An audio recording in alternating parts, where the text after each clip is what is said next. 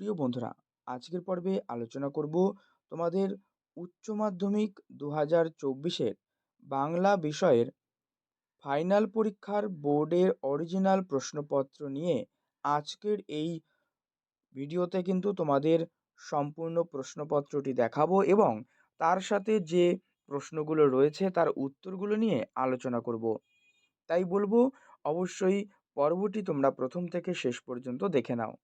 এটি কিন্তু 2024 সালের বাংলা বিষয়ে বোর্ডের তৈরি 100% অরিজিনাল প্রশ্নপত্র। তাই এখানে তোমরা স্ক্রিনে কিন্তু দেখতেই পারছো, যেখানে তোমাদের পূর্ণমান কিন্তু দেওয়া রয়েছে 80 এবং যার সময় 3 ঘন্টা 15 মিনিট।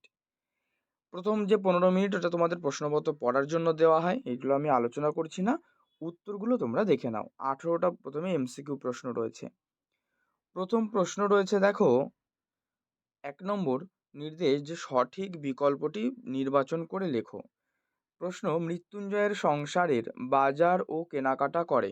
উত্তর লিখবে চাকর ও ছোট ভাই। 2, তার আসার কথা ওঠে না।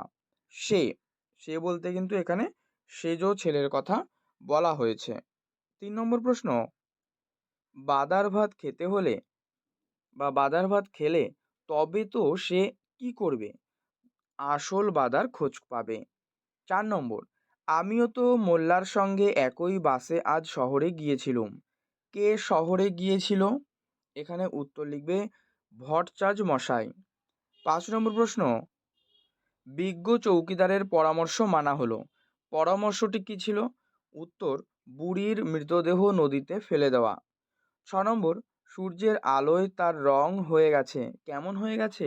রোগা শালিকের হৃদয়ের বিবর্ণ ইচ্ছার মতো। 7 নম্বর প্রশ্ন, অবসন্ন মানুষের শরীরে দেখি। উত্তর লিখবে ধুলোর কলঙ্ক।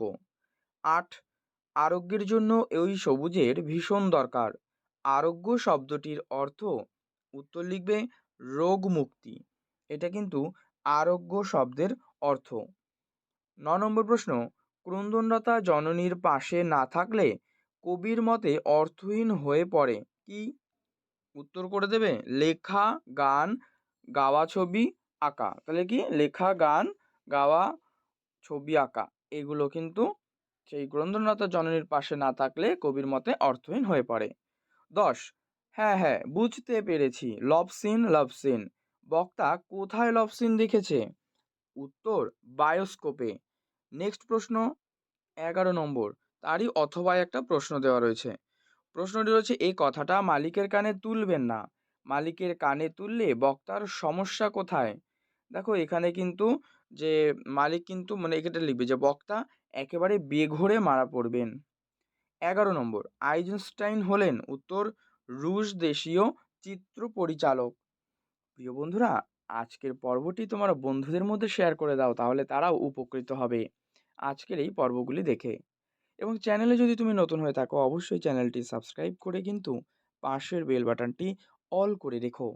তো দেখে নাও, এই 11 নম্বর প্রশ্নের অথবায় যে প্রশ্নটি দেওয়া রয়েছে রয়েছে নানা রঙের দিন থেকে, অর্থাৎ নাটক। এই নাটকে দিলদারের পোশাক পরিহিত রজনীকান্ত চট্টোপাধ্যায়ের হাতে কি ছিল? উত্তর, একটি জ্বলন্ত মোমবাতি। পথিক নাটকটির রচয়িতাকে? উত্তর, তুলসী লাহিড়ী। অথবায় প্রশ্ন দেওয়া যে নানা রঙের দিন নাটকে কোন চরিত্রের অভিনয় দেখে মেয়েটি রজনীকান্ত চট্টোপাধ্যায়কে ভালোবেসে ফেলেছিল? উত্তর লিখবে আলমগীর। পরবর্তী 13 নম্বর প্রশ্ন, 7 বছরের যুদ্ধে জিতেছিল। উত্তর লিখবে দ্বিতীয় ফ্রেডরিক। এর অথবায় ওর কাছে জল পেতে পারো। কার কথা এখানে বলা হয়েছে? উত্তর, বলিকান্দারি।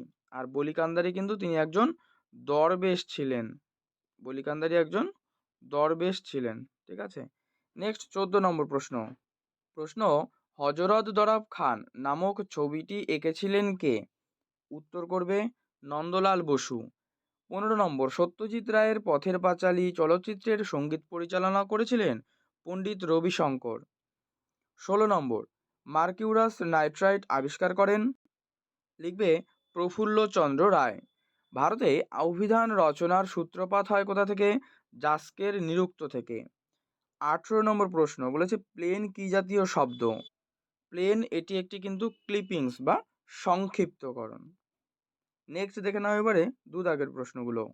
দেখো এখানে কিন্তু তোমাদের 1 মার্কসের এসএকিউ প্রশ্নগুলো থাকে 20টা শব্দের মধ্যে, যেগুলো লিখতে হয়।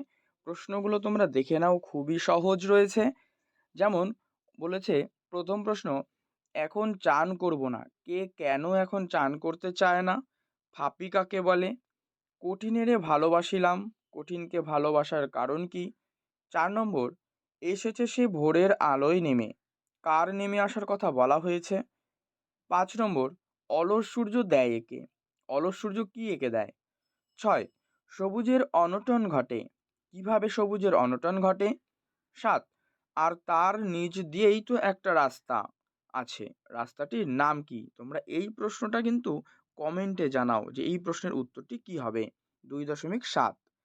নেক্সট দেখে নাও 2.8-এ রয়েছে মানে 7-এর অথবা আর আরও একটা প্রশ্ন রয়েছে, এই যে তাতে বয়সটা ঠিক বোঝা যায় না। বয়স বোঝা না যাওয়ার কারণ, হেড পণ্ডিত স্কুলে আমাকে প্রমোশন দেয়নি, কাকে কেন প্রমোশন না দেওয়ার কথা বলা হয়েছে?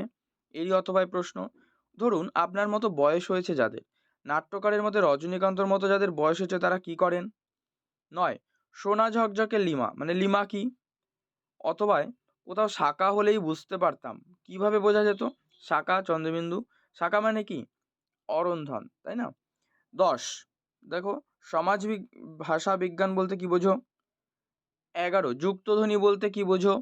সঞ্জননী ব্যাকরণ বলতে কি বোঝো বা কাকে বলে? এগুলো হলো 3 দাগে বড় প্রশ্নগুলো রয়েছে, প্রিয় বন্ধুরা দেখে নাও। এই সমস্ত প্রশ্ন কিন্তু হুবহু সাজেশন থেকে কমন এসেছে, তাই এই প্রশ্নগুলো কিন্তু তোমরাও একবার দেখে নিও। এবারে বলে রাখি, এই যে আমাদের রাজ্যে 2টি কিন্তু উচ্চ মাধ্যমিক পরীক্ষা হয়, যার একটি হাই মাদ্রাসা এবং স্কুলে পরীক্ষা হয় যারা পড়ছো, এবং তোমাদের জন্য কিন্তু হয় উচ্চ মাধ্যমিক পরীক্ষা, এবং আরেকটি হয় সিনিয়র হাই মাদ্রাসা থেকে, যেটি ফাজিল পরীক্ষা দিচ্ছ তাদের জন্য। তো এই ফাজিল আর উচ্চ মাধ্যমিক পরীক্ষা, এই দুটোর কিন্তু সিলেবাস সেম, কিন্তু এর যে কোয়েশ্চেন পেপার এটা কিন্তু আলাদা হয়। তাই যাদের পরীক্ষা হয়ে গেছে তাদের এই প্রশ্নপত্রটি নিয়ে আমি আজকের পর্বে আলোচনা করে দিলাম। তোমরা এটা চাইলেও ভালো করে প্র্যাকটিস করতে পারো। দেখো এখান থেকে এই যে সমস্ত প্রশ্নটা তোমাদের, যাদের পরীক্ষা এখনো শুরু হয়নি, শুরু হবে উচ্চ মাধ্যমিক পরীক্ষা, তাদের যেই প্রশ্ন এখান থেকে আসবে বা নাও আসতে পারে এমন কিন্তু কোনো কথা নেই। তাই অবশ্যই এই প্রশ্নগুলো তোমরা ভালো করে একবার প্র্যাকটিস করতে পারো। সাথে সাথে তোমাদের জন্য যে প্লেলিস্ট করে দিয়েছি সেখানে যে সমস্ত প্রশ্নগুলো রয়েছে তোমরা সেখান থেকে কিন্তু হুবহু প্র্যাকটিস করে পরীক্ষায় কমন পেয়ে যেতে পারো। তার লিঙ্ক অবশ্যই ভিডিও ডেসক্রিপশন বক্সে দেওয়া থাকবে, তোমরা সেখান থেকে দেখে নিও, অথবা চ্যানেলে গিয়ে প্লেলিস্ট থেকে তোমরা দেখতে পারবে। আর আজকের পর্বটি অবশ্যই তোমার বন্ধুদের মধ্যে শেয়ার করে দিও। চ্যানেলে নতুন হলে চ্যানেলটি সাবস্ক্রাইব করে পাশের বেল বাটনটি কিন্তু অল করে রেখো। 4 নম্বর প্রশ্ন দেখো 4 দাগের ক্ষেত্রে। দেখো এখানে কিন্তু কবিতা থেকে দেওয়া রয়েছে 4 দাগের ক্ষেত্রে 150 শব্দে লিখতে হয়, একটা প্রশ্নের উত্তর 5 মার্কস। ঠিক আছে, এগুলোর আমি বলছি না, এগুলো তোমরা দেখে নাও বা তোমরা কিন্তু এইগুলো প্র্যাকটিস করতে পারো। এই যে 5 দাগে দেওয়া রয়েছে এটাও 150 শব্দের মধ্যে লিখতে হয়, একটি প্রশ্নের উত্তর তোমাদেরকে লিখতে হবে। প্রশ্নটা এই যে, বুদ্ধিটা কি করে এলো তা বলি, বক্তাকে বুদ্ধিটা কি আর কিভাবে বক্তা এই বুদ্ধি লাভ করেছিল তা আলোচনা করো। আর এখানে আরও একটা প্রশ্ন, নানা রঙের দিন থেকে দেখো নাটক, যেটা অভিনেতা রজনীকান্ত চট্টোপাধ্যায়ের জীবনের যে নিঃসঙ্গ একাকিত্ব ফুটে উঠেছে তা লেখো। 6 দাগের প্রশ্নগুলো তোমরা দেখে নাও,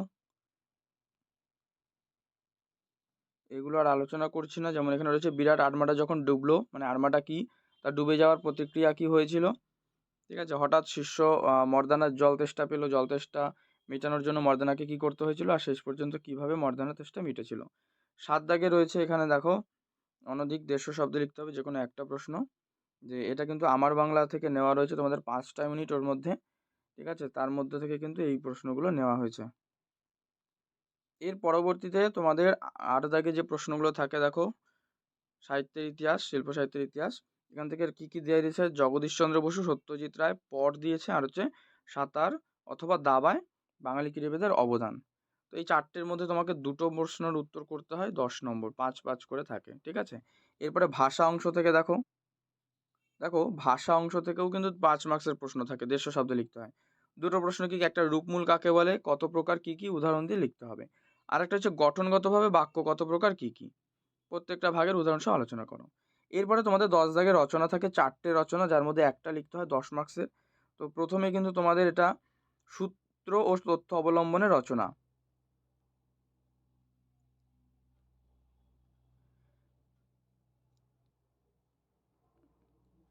যেটা দেওয়া রয়েছে দেখো এপিজে আব্দুল কালাম, ঠিক আছে, এটার আমি পুরো ডিটেলস আলোচনা করছি না, তোমরা এখান থেকে দেখে নাও। নেক্সট দেখো কি রয়েছে, কর্মজীবন, আত্মজীবনী, ডিটেলসটা পুরো আর কি আলোচনা করা রয়েছে। এখানে আরও একটা পার্ট যেটা হচ্ছে দেখো দেওয়া রয়েছে পূর্ণাঙ্গ প্রবন্ধ রচনা, দেওয়া রয়েছে বাংলা বইয়ের দুঃখ। নেক্সট দেখো এখানে দেওয়া রয়েছে যে তর্ক বিতর্ক বা যুক্তি বিতর্ক, ঠিক আছে, যুক্তিতর্ক যেটা। তো এই বিষয় দেখো বিতর্কের বিষয় দিয়ে দিয়েছে, এখানে রয়েছে বর্তমান গণমাধ্যম কুপ্রভাব বিস্তারে অধিক পারদর্শী, ঠিক আছে, এইটা কিন্তু এখানে দেওয়া রয়েছে, এটা থেকে তোমাকে লিখতে হবে। নেক্সট আরেকটা যেটা থাকে 4 নম্বরে দেখো মানস মানচিত্র। এখান থেকে কি দিয়েছে টপিক দেখো,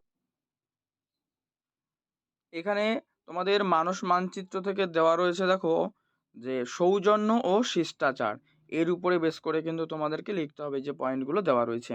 তো সম্পূর্ণ প্রশ্নপত্র নিয়ে আমি আলোচনা করলাম আজকের পর্বে। ভিডিওটি ভালো লাগলে লাইক করে দিও, শেয়ার করে দিও বন্ধুদের মধ্যে, আর চ্যানেলে নতুন হলে কিন্তু অবশ্যই চ্যানেলটি সাবস্ক্রাইব করে পাশের বেল বাটনটি অল করে রেখো।